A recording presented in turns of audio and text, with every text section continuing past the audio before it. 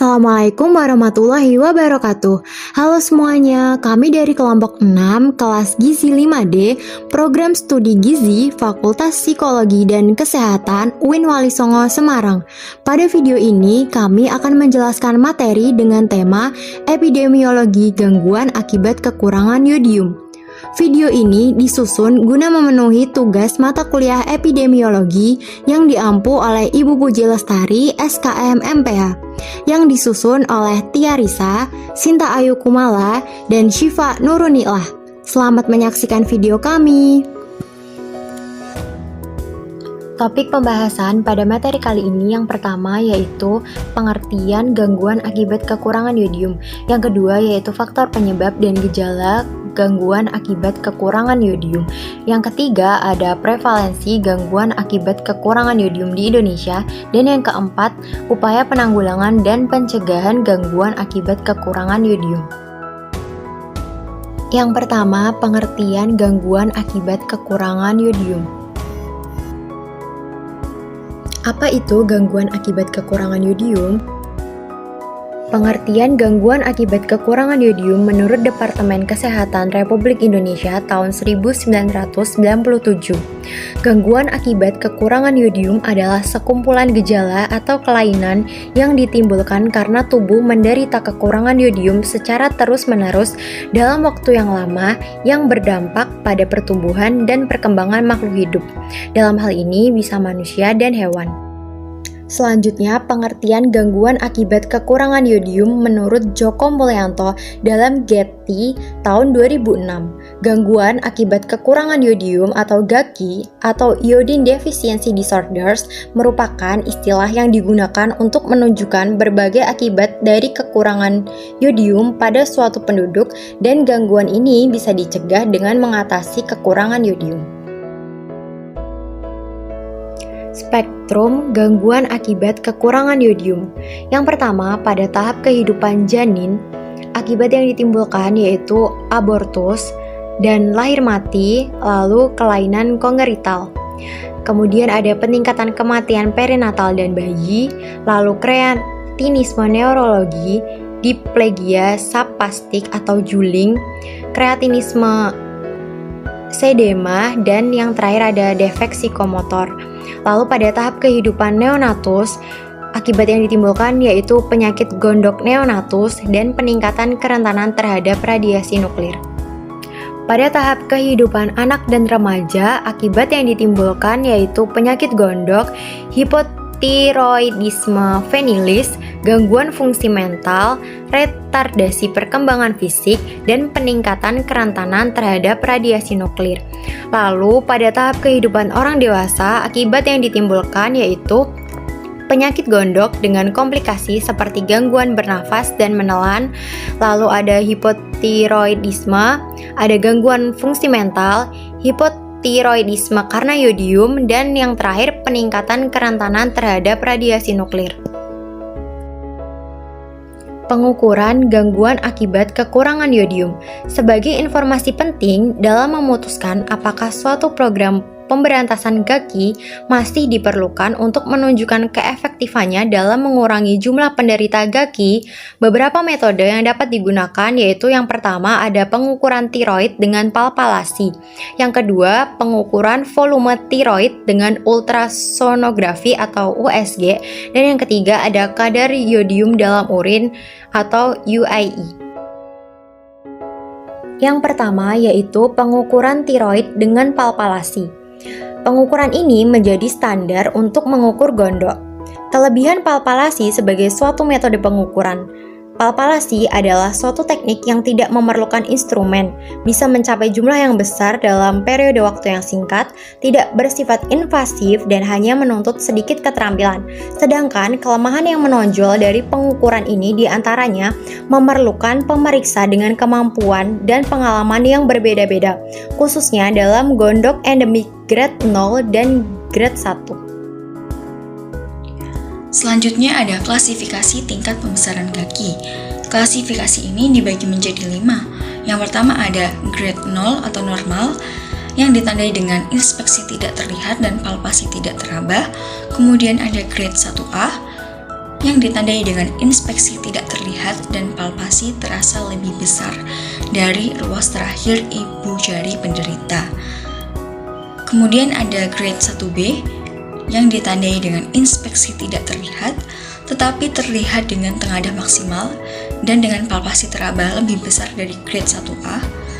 Dan selanjutnya ada grade 2. Di sini ditandai dengan inspeksi terlihat dalam posisi datar dan palpasi terasa lebih besar dari grade 1B.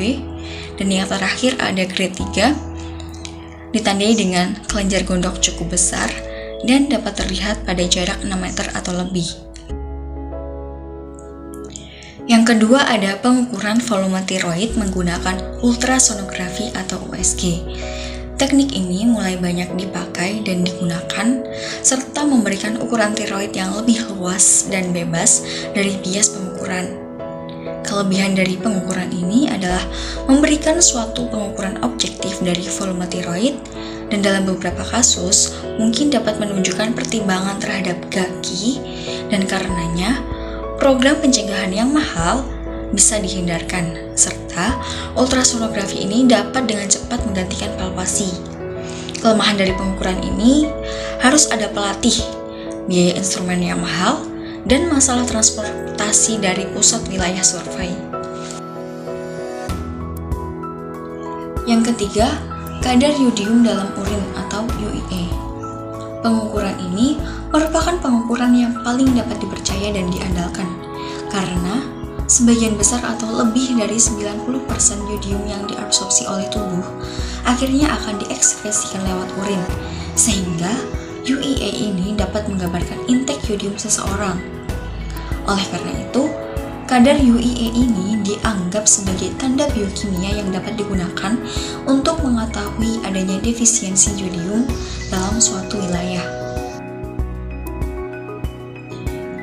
Selanjutnya ada tabel klasifikasi kecukupan yodium berdasarkan median UEA. Klasifikasi di sini dibagi menjadi 6. Yang pertama, defisiensi berat. Median di sini kurang dari 20 mikrogram per liter. Kemudian ada defisiensi sedang. Mediannya 20 sampai 49 mikrogram per liter. Defisiensi ringan. Mediannya 50 sampai 99 mikrogram per liter. Kemudian optimal, mediannya 100 hingga 200 mikrogram per liter. Kemudian lebih dari cukup, mediannya 201 sampai 300 mikrogram per liter. Dan yang terakhir ada kelebihan atau ekses, mediannya lebih dari 300 mikrogram per liter. Selanjutnya ada kriteria epidemiologi untuk penentu derajat endemisitas GAKI berdasarkan median UEA. Derajat endemisitas di sini dibagi menjadi non-endemis, endemis ringan, endemis sedang, dan endemis berat. Non-endemis memiliki median lebih dari sama dengan 100 mikrogram per liter. Kemudian endemis ringan memiliki median 50 sampai 99 mikrogram per liter. Kemudian endemis sedang memiliki median 20 sampai 49 mikrogram per liter, dan endemis berat memiliki median kurang dari 20 mikrogram per liter. Defisiensi yodium memiliki beberapa dampak bagi kesehatan tubuh. Yang pertama ada gondok. Gondok ini merupakan penyakit yang umum terjadi akibat kekurangan yodium dan ditandai dengan gejala pembesaran kelenjar tiroid. Gondok ini diawali dengan pembesaran kelenjar yang menyebar dengan permukaan licin. Kemudian jika terus-menerus permukaan kelenjar tiroid akan membesar dan tampak berbenjol-benjol atau nodular. Gondok ini dapat terjadi pada semua usia, bahkan pada bayi yang baru lahir. Dampak yang kedua adalah hipotiroidisme. Hipotiroidisme ini merupakan keadaan di mana kelenjar tiroid tidak dapat menghasilkan hormon yang cukup. Penyebabnya itu karena adanya kekurangan iodium berat yang terjadi dalam waktu yang cukup lama. Kekurangan kadar yodium ini menyebabkan hormon tiroid yaitu T3 dan T4 dalam darah akan berkurang secara signifikan. Kemudian pada anak-anak dan janin dapat menyebabkan kreatinisme, keterlambatan perkembangan sistem syaraf pusat, keterbelakangan mental permanen, kelainan syaraf, dan pertumbuhan yang abnormal. Kemudian gejala hipotiroidisme ini ada lelah dan letih, mengalami kenaikan berat badan, kulit kering, sembelit, depresi, intoleransi terhadap suhu dingin, gangguan daya ingat, detak jantung melemah, gangguan pada pola menstruasi atau mengalami menstruasi yang lebih berat dari biasanya, dan nyeri pada sendi. Dampak yang ketiga adalah kreatinisme. Kreatinisme ini merupakan kelainan yang muncul akibat kekurangan yodium yang terjadi pada janin sewaktu masih dalam kandungan. Kreatinisme ini merupakan bentuk kekurangan yodium yang paling ekstrim. Kreatinisme dibagi menjadi dua, yaitu kreatinisme neurologis dan kreatinisme myxedema. Kreatinisme neurologis adalah kekurangan yodium dan hipotiroidisme pada ibu selama mengandung janin. Keadaan ini ditandai dengan keterbelakangan mental, cara berjalan yang tidak normal, dan bisul sampai tuli pada anak. Kemudian ada kreatinisme myxedema atau kekurangan yodium dan hipotiroidisme pada ibu hamil, terutama pada akhir kehamilan atau fase neonatal. Keadaan ini ditandai dengan keterbelakangan mental, bertumbuh pendek, gondok pada anak, dan hipotiroidisme pada anak. Dampak yang keempat ada keterbelakangan mental. Kekurangan yodium ini menjadi salah satu faktor terjadinya keterbelakangan mental pada anak, terutama anak pada daerah yang rentan kekurangan yodium seperti daerah pegunungan. Dari banyaknya dampak yang terjadi akibat GAKI, gangguan pada perkembangan janin merupakan dampak yang paling serius. Yodium yang tidak memadai dapat menyebabkan kerusakan otak yang bersifat irreversibel. Kemudian, kekurangan yodium yang berat selama kehamilan ini dapat meningkatkan risiko bayi lahir mati, aborsi, kelainan kongenital, menyebabkan kreatinisme yang ditandai dengan retardasi mental berat yang disertai dengan perawakan pendek, tuli bisul, dan spastisitas, serta berpengaruh pada pertumbuhan anak. Selanjutnya adalah gejala dan faktor penyebab dari GAKI. Gejala yang pertama ada retardasi mental, yaitu gangguan perkembangan pada otak yang ditandai dengan nilai IQ rata-rata normal dan kemampuan untuk melakukan keterampilan sehari-hari yang kurang baik. Kemudian gejala yang kedua ada gangguan pendengaran, kemudian ada gangguan bicara, hipertiroid atau pembesaran kelenjar tiroid atau gondok, dan yang terakhir adalah kreatinisme yang biasanya terjadi pada anak-anak. Selanjutnya yaitu faktor-faktor yang menyebabkan terjadinya GAKI. Di antaranya, yang pertama ada faktor defisiensi iodium dan iodium excess. Defisiensi iodium ini merupakan sebab pokok terjadinya masalah GAKI. Kementerian Kesehatan merekomendasikan asupan yodium sehari-hari sebagai berikut. Yang pertama untuk bayi yaitu sekitar 90-120 mikrogram yodium per hari. Untuk anak-anak 120 mikrogram yodium per hari, dan untuk remaja dan orang dewasa yaitu sekitar 150 mikrogram yodium per hari. Selanjutnya ada faktor geografis dan non-geografis.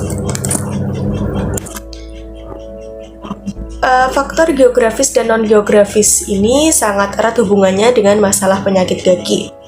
Karena pada umumnya masalah ini sering dijumpai di daerah pegunungan, di mana daerah pegunungan itu biasanya mendapatkan suplai makanan dari daerah lain sebagai penghasil pangan. Seperti daerah pegunungan yang notabene-nya merupakan daerah yang miskin kadar iodium dalam air dan tanahnya. Dan dalam jangka waktu yang lama, pasti daerah tersebut akan mengalami defisiensi iodium atau daerah endemik iodium. Selanjutnya ada faktor sosial budaya. Faktor sosial budaya yang berkaitan dengan gagi diantaranya adalah pengetahuan mengenai penyakit gondok dan manfaat dari garam beriodium dalam keluarga. Kemudian, adanya pantangan terhadap makanan yang dipengaruhi oleh pola konsumsi pangan yang berhubungan dengan adat istiadat tradisional atau kepercayaan. Kemudian, faktor yang keempat ada faktor genetik. Terdapat studi yang melaporkan bahwa seseorang yang di dalam sebuah keluarga memiliki satu penderita gondok mempunyai resiko terdapat keturunan gondok 2 kali lebih besar daripada mereka yang berasal dari keluarga non-gondok. Resiko ini meningkat menjadi 4 kali pada mereka yang memiliki 2 atau lebih anggota keluarga yang menderita gondok. Faktor yang kelima ada faktor konsumsi bahan pangan goitrogenik. Zat goitrogenik ini adalah zat yang dapat menghambat pengambilan zat iodium oleh kelenjar gondok, sehingga konsentrasi iodium dalam kelenjar menjadi rendah. Zat goitrogenik tiosinat dapat menyebabkan terjadinya gagi menjadi lebih parah. Tiosianat ini terdapat di berbagai makanan seperti singkong, ubi, kubis atau kol, lobak Cina, dan rebung. Faktor yang keenam ada faktor defisiensi zat gizi lain. Dalam berbagai kajian mutakhir ditemukan bahwa selain zat goitrogen juga didapati adanya berbagai zat gizi yang berpengaruh terhadap metabolisme iodium yang pada gilirannya berpengaruh terhadap kejadian kegawatan dan prognosis gigi. Contoh dari zat gizi lain ini yaitu defisiensi protein. Defisiensi protein dapat berpengaruh terhadap berbagai tahap pembentukan hormon dari kelenjar tiroid, terutama tahap transportasi hormon. Kemudian faktor yang terakhir yaitu faktor gangguan metabolisme fungsi tiroid. Fungsi tiroid ini merupakan salah satu komponen sistem yang sangat kompleks. Bila terjadi efek pada salah satu fase, akan mempengaruhi status tiroid. Misalnya pada pasien dengan sindrom resistensi hormon tiroid sebenarnya memiliki fungsi tiroid yang normal, tetapi statusnya bisa berkisar dari hipotiroid menjadi hipertiroid. Dengan kata lain, baik kekurangan maupun kelebihan asupan iodium akan memberikan dampak terhadap fungsi maupun morfologi kelenjar tiroid. Kemudian selanjutnya ada prevalensi gagi di Indonesia. Berdasarkan riset kesehatan dasar atau Riskesdas tahun 2007, ditemukan bahwa proporsi rumah tangga yang mengkonsumsi garam iodium secara cukup di Indonesia hanya berkisar 62,3%. Angka tersebut menunjukkan penurunan dari survei gagi tahun 2003, yaitu sekitar 73,3%. Dari 33 provinsi di Indonesia, baru 6 provinsi yang sudah mencapai proporsi rumah tangga yang mengkonsumsi garam beriodium di atas 90%, meliputi Provinsi Sumatera Barat, Jambi, Sumatera Selatan, Bangka Belitung, Gorontalo, dan Papua Barat. Dari sampel 30 kabupaten atau kota yang ada di Indonesia, proporsi rumah tangga yang menggunakan garam beriodium yang sesuai dengan standar nasional Indonesia yaitu 30-80 ppm KiO3 adalah sekitar 24,5%. Kemudian pada tahun 2013, prevalensi anak usia sekolah usia 6-12 tahun di Indonesia kembali mengalami defisiensi iodium menjadi sebesar 14,90% dibandingkan hasil riset kesehatan dasar atau Riskesdas tahun 2007 yang hanya sekitar 12,90%. Hal ini berbanding terbalik dengan cakupan konsumsi garam cukup iodium di Indonesia tahun 2013 yang mengalami peningkatan. Namun, prevalensi anak usia sekolah dengan defisiensi iodium juga meningkat di tahun tersebut. Selanjutnya adalah upaya penanggulangan dan pencegahan dari GEGI. Upaya penanggulangan GEGI telah dilakukan selama lebih dari 85 tahun yang lalu. Upaya penanggulangan GEGI di Indonesia sendiri secara nasional dimulai pada tahun 1974. Upaya penanggulangan dan pencegahan GEGI ini terbagi menjadi dua, yaitu upaya jangka pendek dan upaya jangka panjang. Untuk upaya jangka pendek, yaitu dengan pemberian kapsul minyak beriodium, wanita umur 0-35 tahun dan pria umur 0-20 tahun, sesuai dengan dosis yang telah ditentukan. Pemberiannya diutamakan untuk penduduk di daerah endemik berat dan sedang. Kemudian yang kedua yaitu upaya jangka panjang. Yang pertama dengan komunikasi informasi dan edukasi atau KIE melalui kegiatan pemasyarakatan informasi, advokasi, pendidikan atau penyuluhan tentang ancaman GEGI bagi kualitas sumber daya manusia. Yang kedua yaitu dengan surveillance untuk mengetahui luas dan beratnya masalah pada situasi terakhir, mengetahui daerah yang harus mendapatkan prioritas, memperkirakan kebutuhan sumber daya yang diperlukan untuk intervensi, mengetahui sasaran yang paling tepat, dan mengevaluasi keberhasilan program. Kemudian, upaya yang ketiga yaitu iodisasi garam. Hal ini supaya semua garam yodium yang dikonsumsi masyarakat mengandung yodium, yaitu minimal 30 ppm. Selanjutnya, Unity of Science atau UAS. Bismillahirrahmanirrahim. Wa ayyuba idnada rabbahu anni massaniyad durru wa anta arhamur rahimin. Yang artinya, dan ingatlah kisah Ayub ketika ia menyuruh Tuhannya, ya Tuhanku, sesungguhnya aku telah ditimpa penyakit dan engkau adalah Tuhan yang maha penyayang. Dia di antara semua penyayang. Quran Surat Al-Anbiya ayat 83. Sekian presentasi dari kelompok kami. Semoga video ini bermanfaat. Kurang lebihnya mohon maaf. Wassalamualaikum warahmatullahi wabarakatuh.